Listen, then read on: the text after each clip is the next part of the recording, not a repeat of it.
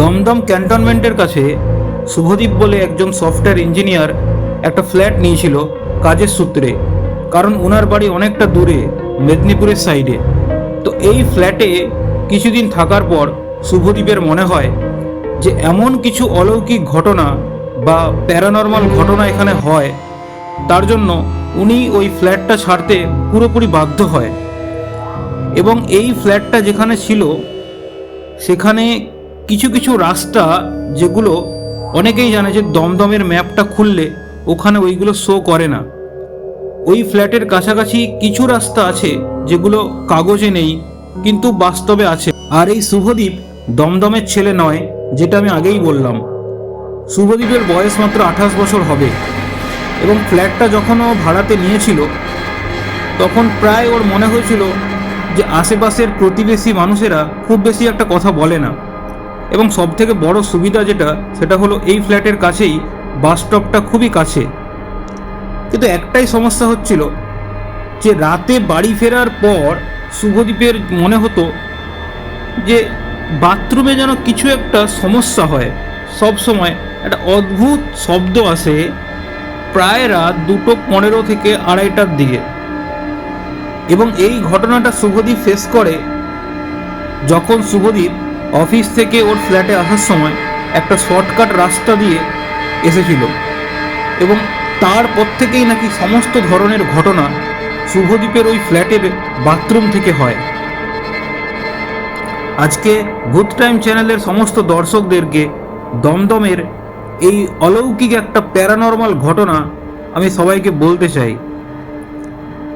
এইভাবে শুভদীপ, যিনি একজন পেশায় সফটওয়্যার ইঞ্জিনিয়ার, রাতে বাড়ি ফেরার সময় সব সময় অফিস থেকে একটা শেষ বাস ধরতেন এবং তারপর বাস থেকে নামার পরে ওকে একটা শর্টকাট রাস্তা নিতে হতো। এবং এই শর্টকাট রাস্তাটা দিনের বেলায় একদম স্বাভাবিক, পুরনো ব্যারাক টাইপের একটা দেওয়াল, কয়েকটা বন্ধ কোয়ার্টার, মানে এই শর্টকাট রাস্তার ধারে এগুলো। তারপর এই শর্টকাট রাস্তা দিয়ে আসার সময় একটা ফাঁকা মাঠের পাশ দিয়ে যেন একটা সরু রাস্তা সোজা চলে গেছে। এবং লোকজন খুব একটা সন্ধ্যের পর এই রাস্তা দিয়ে যাতায়াত করে না। বাট এর পেছনে কি কারণ সেটা শুভদীপ, এই সফটওয়্যার ইঞ্জিনিয়ার ছেলেটা, খুব একটা জানতো না। কিন্তু রাত হলেই যেন এখানকার চরিত্রটা পুরোপুরি বদলে যায়। শুভদীপ প্রথম কয়েকদিন কিছু একটা বুঝতে পারেনি, কিন্তু তৃতীয় সপ্তাহে শুভদীপ লক্ষ্য করে ওই রাস্তাতে ঢুকলেই আশেপাশের শব্দ যেন হঠাৎ করে একটা কমে যায়। যেন গাড়ির আওয়াজ, দূরে ট্রেনের শব্দ, সব যেন একটা তুলোর ভেতরে যেন ঢুকে যায়, যেন একটা সম্পূর্ণ নীরবতা চলে আসে। একটা রাতে অফিস থেকে ফেরার সময় এভাবে শুভদীপ ওই শর্টকাট রাস্তা ধরে হেঁটে যাচ্ছিল। হঠাৎ করে শুভদীপ থেমে দাঁড়ায়, কারণ তার মনে হয় যে তার ঠিক সামনে যেন কেউ একটা দাঁড়িয়ে আছে। চোখে কিন্তু ওটা দেখা যাচ্ছিল না, কিন্তু শুভদীপের শরীর যেন একবারে থমকে দাঁড়িয়ে গিয়েছিল। কয়েক সেকেন্ড পরে আবার যখন শুভদীপ হাঁটা শুরু করে, সেই রাতেই প্রথম একটা অদ্ভুত জিনিস শোনে। ফ্ল্যাটে ঘুমানোর পরে যেন কারোর একটা নিঃশ্বাস, কিন্তু পেছন থেকে না, যেন তার পাশে কেউ একটা শুয়ে আছে, যেটা ও ফ্ল্যাটে প্রথম যেদিন শর্টকাট রাস্তা দিয়ে আসে সেদিন রাতের বেলায় শুভদীপের ফার্স্ট এটা অনুভব হয়। প্রায় প্রতিদিনই রাতে ওই রাস্তা দিয়ে হাঁটার সময় তার কানেও কিন্তু একটা শব্দ আসতো, যেটা কথাও না আর কোনো ডাকও না, যেন একটা খুব নিচু স্বরে কেউ গুনগুন করলে ঠিক যেরকম শব্দ হয় ঠিক সেরকমই শব্দ আসতো। কখনো সামনে থেকে, কখনো বা ঠিক কানের পাশে। একদিন সাহস করে শুভদীপ দাঁড়িয়ে পড়ে এবং তখন এই গুনগুন করা শব্দগুলো যখন মুহূর্তের মধ্যে যেন থেমে যায়। আবার যখন শুভদীপ হাঁটা শুরু করে, আবার এই গুনগুন শব্দ ঠিক তার কানের কাছে যেন একটা কেমন ভাবে হতে থাকে। এবং এই কথাটা শুভদীপ মনে করেছিল যে কাউকে একটা বলবে। তখন প্রথম এই কথাটা শুভদীপ পাশের ফ্ল্যাটের একটা পুরনো ভাড়াটিয়াকে বলল। তখন ওই মানুষটা শুভদীপের কাছ থেকে সমস্ত কিছু শুনে বলল যে ওখানে একটা সমস্যা রয়েছে, যেটা প্রায় মানুষজন বলে, বাট অতটা কেউ গুরুত্ব দেয় না। শুভদীপ শুধু এই কথাটা শুনে মাথা নেড়েছিল। লোকটা তারপর আর কোনো কথা বাড়ায়নি। এবার একটা শনিবারের রাত্রে ঘটনাটা যেন একটা অন্যদিকে ঘুরে যায়। সেদিন খুব একটা বৃষ্টি হচ্ছিল না, আকাশে তবু একটা মেঘলা হয়ে যাচ্ছিল। তবু রাস্তার মাঝখানে একটা জায়গা যেন ভেজা ছিল। ঠিক ওই জায়গাতেই শুভদীপ যখন পা রাখলো, শুভদীপের বুকটা যেন একটা কেঁপে উঠল ভয়ে। কারণ সে স্পষ্ট অনুভব করলো তখন যে কেউ যেন তার একটা হাত ধরে টানছে। ঠিক হাতটা যখন ধরলো, ওর আঙুলে যেন কারোর একটা ছোঁয়া পেল। শুভদীপ চিৎকার না করে, না দৌড়ে পালিয়ে গিয়ে শুধু ওখানে দাঁড়িয়েছিল। পরের মুহূর্তেই মনে হলো যে ওই হাতের যে স্পর্শ কারোর একটা লেগেছিল সেটা যেন কোথাও চলে গেল। আর ঠিক আঙুলের ওই জায়গাটা যেন একটা ঠান্ডা অনুভব হলো। আর ঠিক সেই রাত থেকেই শুভদীপের পুরো একটা দিনের কাজের একটা টাইম টেবিলটা পুরো চেঞ্জ হয়ে যায়। আর তারপর থেকেই কখনো কখনো শুভদীপের মনে হয় যে বাড়িতে থাকার সময় রাতের বেলাতে যেন ওর দম বন্ধ হয়ে আসে, যেটা আগে হতো না। ঠিক যেদিন থেকে ওই শর্টকাট রাস্তা ধরে ও রাতের বেলায় বাড়ি ফেরে, তারপর থেকে আস্তে আস্তে করে এই ধরনের অদ্ভুত ঘটনা ওর ফ্ল্যাটের মধ্যে শুরু হয়। এবং একদিন সকালে শুভদীপ জানতে পারে যে ওই শর্টকাট রাস্তাটার পাশেই নাকি বহু বছর আগে ক্যান্টনমেন্টের ভেতরে একটা সিভিল কর্মী নিখোঁজ হয়েছিল এবং তার ফাইল নাকি আজও ক্লোজড হয়ে পড়ে আছে, লাশ পাওয়া যায়নি। তারপর থেকেই রাত্রেবেলা ওই শর্টকাট রাস্তা ধরে যদি কেউ আসে, তার সাথেই কোনো না কোনো এই ধরনের অদ্ভুত ঘটনা হতে থাকে। এইভাবে শুভদীপের সাথে যখন তার ফ্ল্যাটে একটা অদ্ভুত ধরনের ঘটনা হতে থাকে, ঠিক তার পরের দিন থেকে শুভদীপ ইচ্ছে করেই ওই শর্টকাট রাস্তাটা এড়িয়ে চলার চেষ্টা করে। বাস মিস করলেও শুভদীপ রাস্তা ঘুরে যেত, সময় বেশি লাগতো, কিন্তু অন্তত তার মনে হয় যে ওই জায়গাতে আর ঢুকতে হতো না।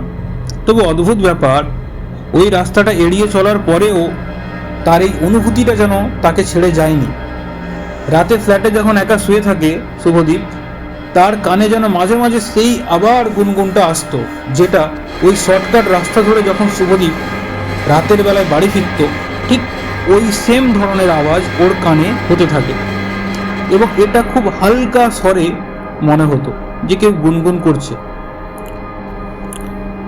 এবং তখন মনে হতো যে ওই ফ্ল্যাটের ভেতরে রুমে যেন কেউ দাঁড়িয়ে আছে।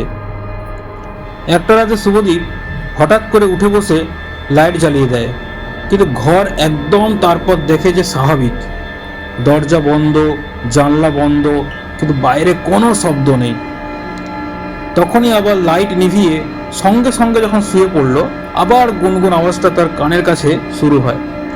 সেদিন শুভদীপ ঘুমোতেই পারেনি এবং পরের দিন যখন অফিসে শুভদীপ আসে, তার আচরণটা যেন একেবারে অন্যরকম ছিল, যেটা শুভদীপের অফিসের কলিগদের থেকে জানা যায়।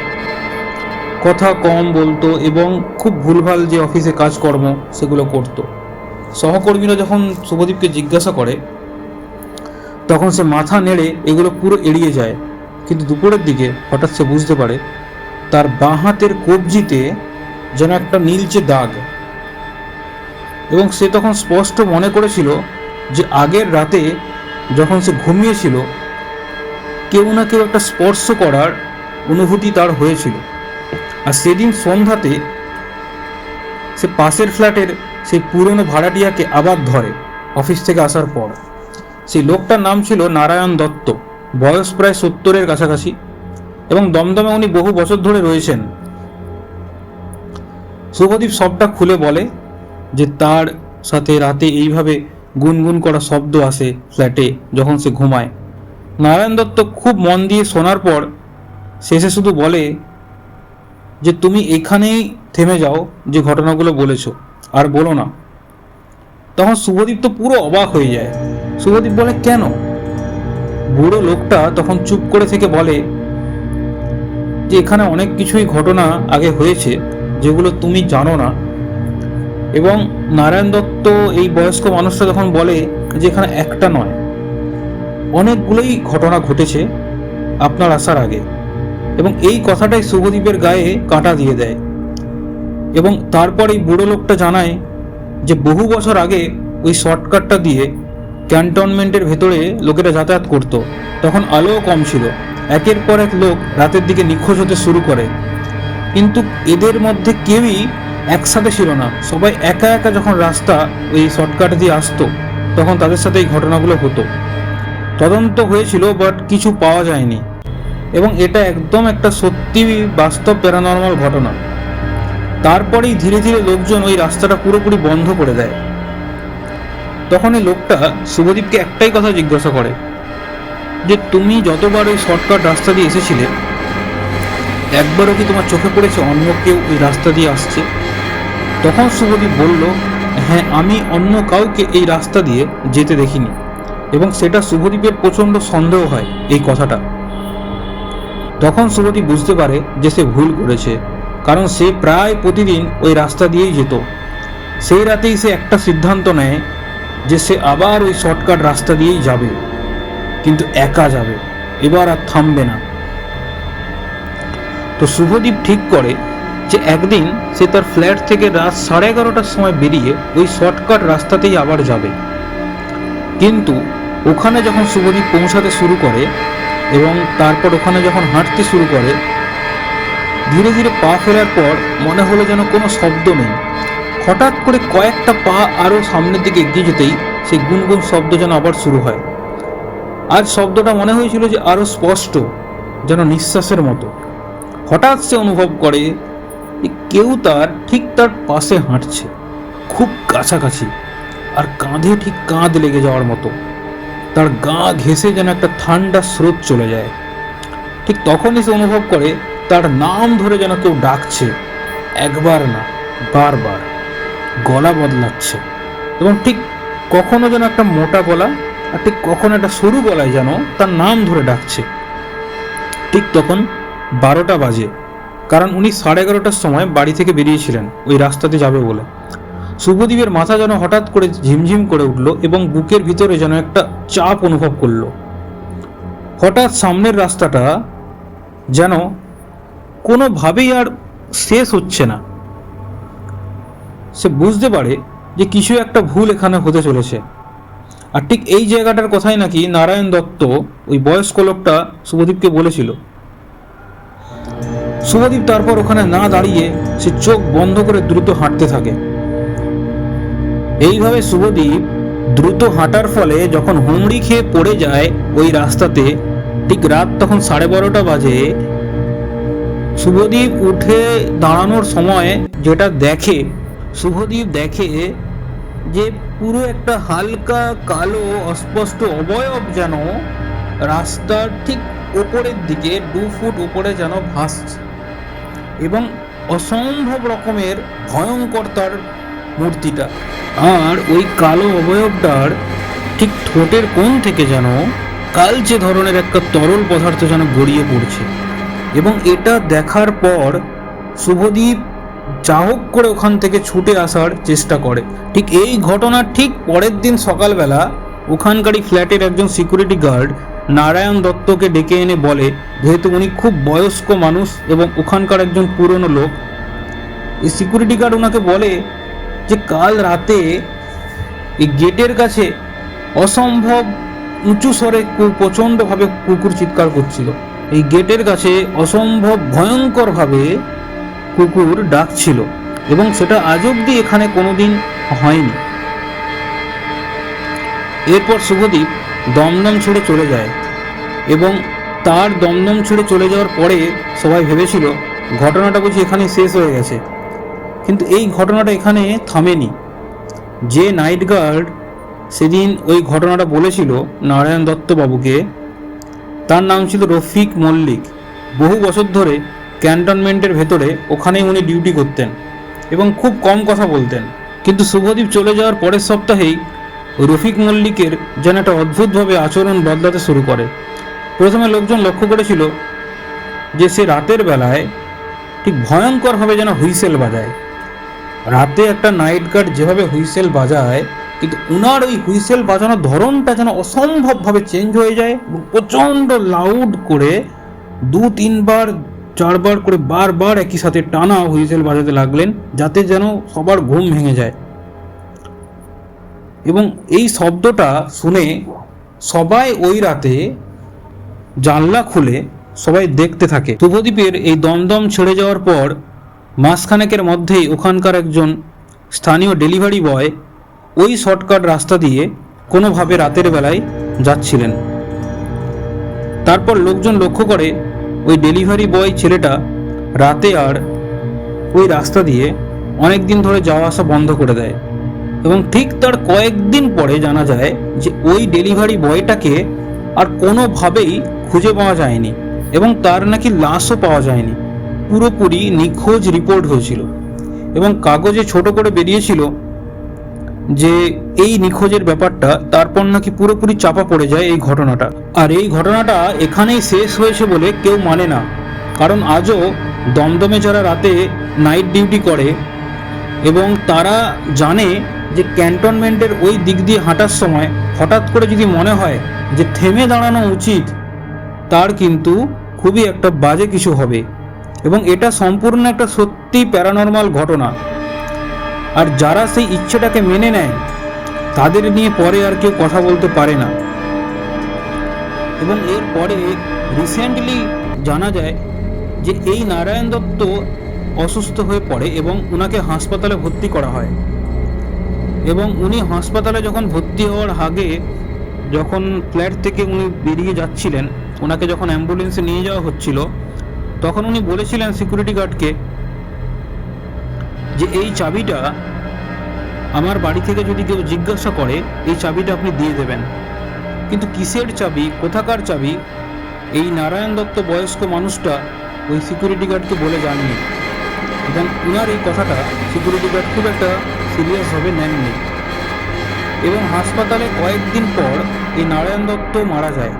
ডাক্তাররা বলেছিল যে এটা বয়সজনিত সমস্যা, কিন্তু হাসপাতালে যে নার্সটা রাতের নাইট ডিউটিতে থাকে সে পরে একবার বলেছিল যে রাতে ওই বয়স্ক লোকটা নাকি বারবার বিছানাতে কারোর একটা ইশারাতে যেন উনি একা একাই কথা বলতেন এবং কি যে কথা বলতেন সেটা উনি বিড়বিড় করে এত আস্তে বলতেন সেটা উনিই জানেন।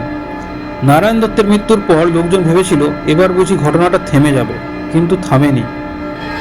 এখনো পর্যন্ত ওই শর্টকাট রাস্তাতে কিছু একটা সমস্যা রয়েছে এবং এখনো পর্যন্ত ওখানে নাকি প্যারানর্মাল ঘটনা হয় যে ওই রাস্তা দিয়ে যায় এবং ঠিক এটা রাতের দিকে। আজও পর্যন্ত দমদম ক্যান্টনমেন্টের কাছে এই শর্টকাট রাস্তাটা খুবই ভয়ানকভাবে পরিচিত এবং এটা সম্পূর্ণ একটা বাস্তব প্যারানর্মাল ঘটনা যে সবাই ওখানকার লোকাল মানুষ বা যারা জানে ওই গলির পাশে শর্টকাট রাস্তাটা প্রায় সবাই এড়িয়ে চলার চেষ্টা করে।